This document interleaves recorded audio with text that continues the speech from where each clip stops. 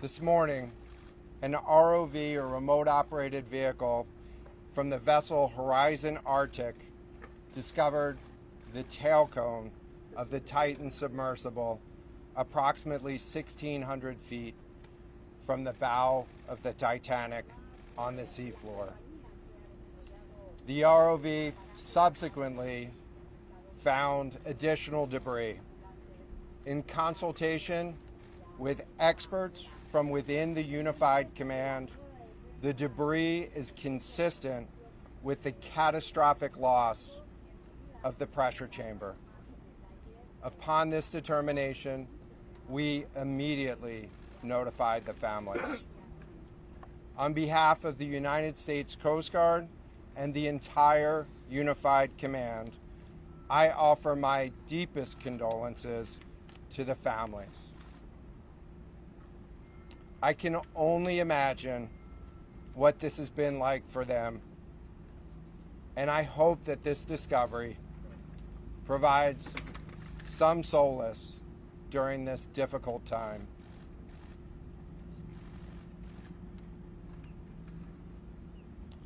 Additionally, we've been in close contact with the British and French consuls general to ensure that they are fully apprised and that their concerns are being addressed.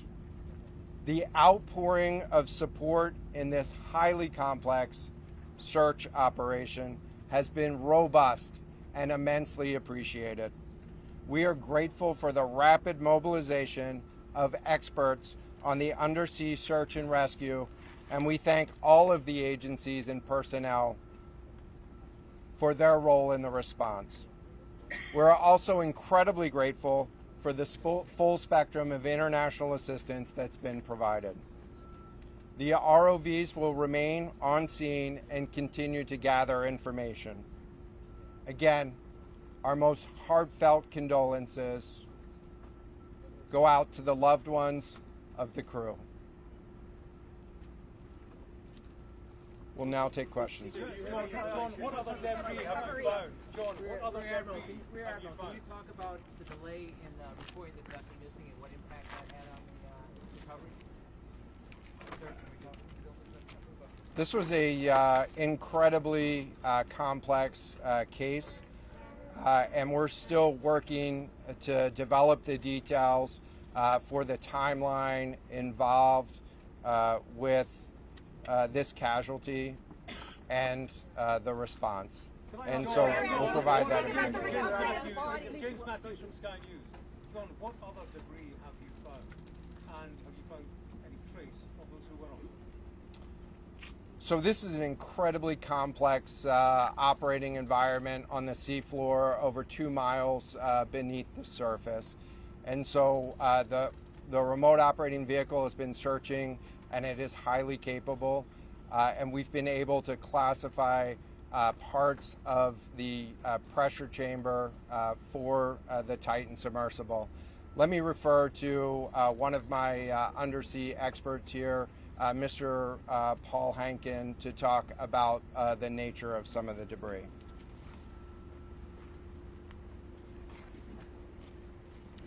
Thank you, Admiral. So essentially, we found 5 different major pieces of debris that told us that it was the remains of the Titan. The initial thing we found was the nose cone, which was outside of the pressure hull. We then found a large debris field. Within that large debris field, we found the front end bell of the pressure hull. That was the first indication that there was a catastrophic event. Shortly thereafter, we found a second smaller debris field. Within that debris field, we found the other end of the pressure hull, the aft end bell, which was basically comprised of the totality of that pressure vessel. We continue to map the debris field, and as the Admiral said, we will do the best we can to fully map out what's down there. Admiral, if I may. Admiral, if I may. Thank you very much. Go ahead. It's a very difficult question to ask, but it will be an important one for the families, of course. What are the prospects of recovering the bodies of the missing crew? So the questions was related. I'm restating the question from the standpoint of sometimes it's hard to hear the question here. What are the prospects for recovering crew members? And so this is a incredibly unforgiving environment down there on the seafloor. And the debris is consistent with a catastrophic implosion of the vessel.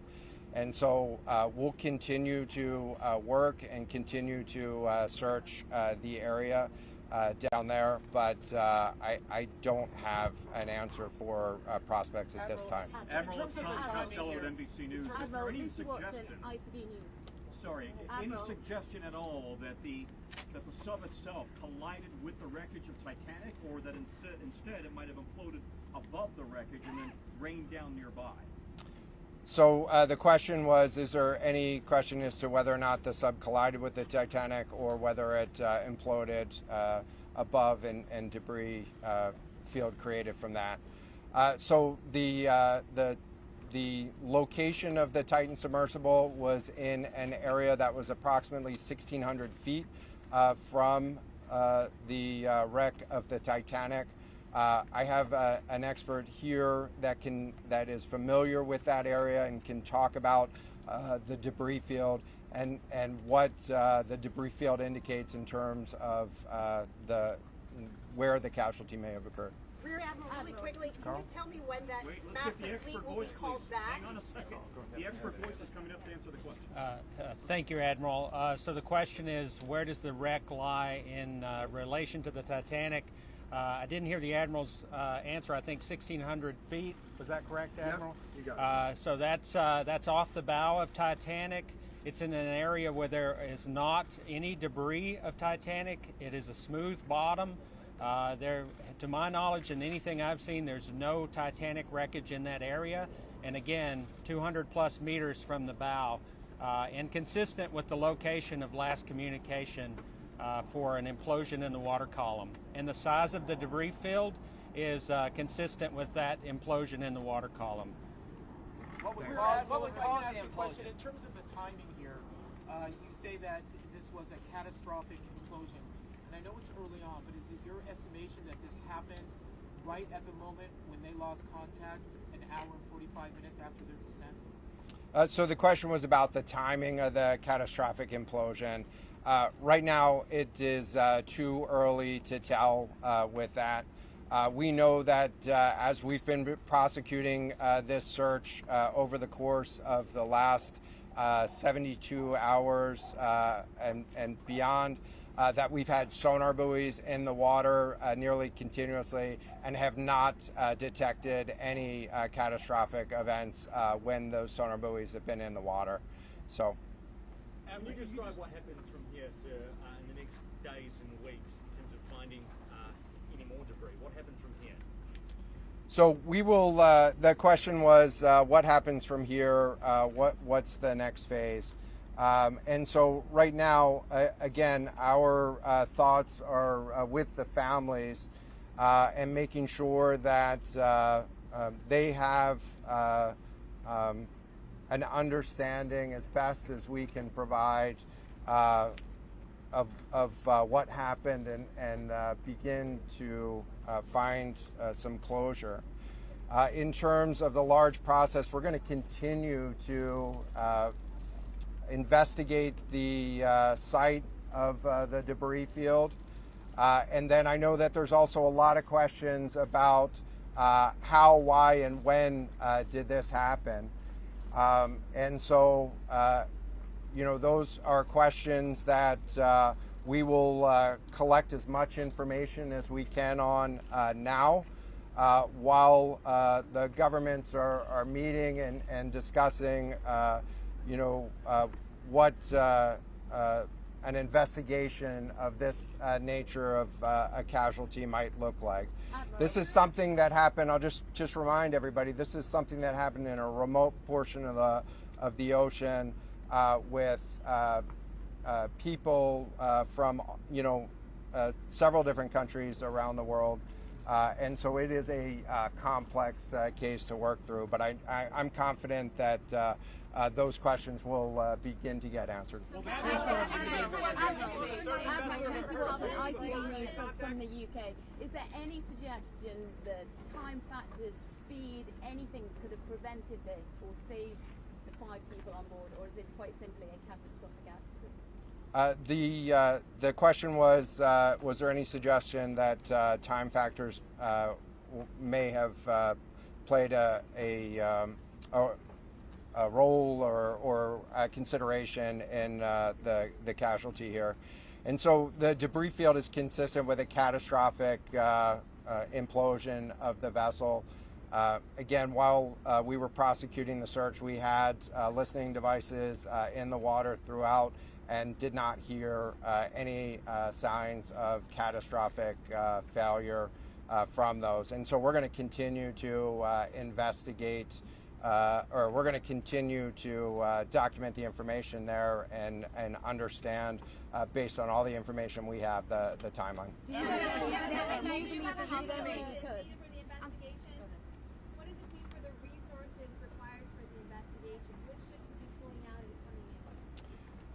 So the question was, what are the resources required for the investigation, and which ships will be pulling out and staying in? And so it's too early for me to talk about an investigation. That's a decision that's going to be taken outside of the search and efforts that I was leading. But we do have a number of vessels. We have 9 vessels on the scene right now. We had medical personnel on scene. We had other technicians on scene. And so we will begin to demobilize personnel and vessels from the scene over the course of the next 24 hours. But we're going to continue remote operations on the seafloor. And I don't have a timeline for when we would intend to stop remote operations on the seafloor at this point. Admiral, as a result of this, do you think there should be changes in the way these are safety rated or inspected so that this won't happen again? Yeah, the question was essentially about do you think that there should be changes in safety ratings or inspection for these standards? I know that there's a lot of questions about why, how, when this happened, and the members of the Unified Command, have those questions too, as professionals and experts that work in this environment. And this is an incredibly difficult and dangerous environment to work in out there. But those questions about the regulations that apply and the standards, that's going to be, I'm sure, focus of future review. Right now, we're focused on documenting the scene and continuing the submarine. We don't know the timing here, but there was the banging noises yesterday that redirected and redeployed the ROVs to this area. Is there anything conclusive in those noises, and did that redirection and then finding this debris field today all help? So throughout the search efforts, we reacted to the information that we had available to us, and while we continued to send it off for deeper analysis. Again, really complex operating environment for us to work in. Let me check with the experts, but there doesn't appear to be any connection between the noises and the location on the seafloor. Again, this was a catastrophic implosion of the vessel, which would have generated a significant broadband sound down there that the sonar buoys would have picked up. This will be the last question.